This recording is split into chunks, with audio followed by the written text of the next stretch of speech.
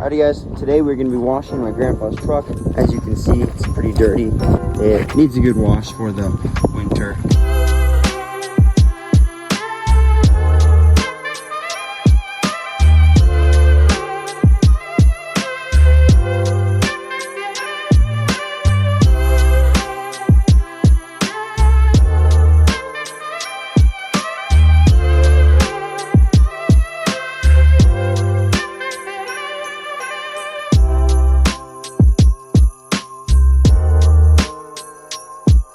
There we go, it's nice and clean, looks great now.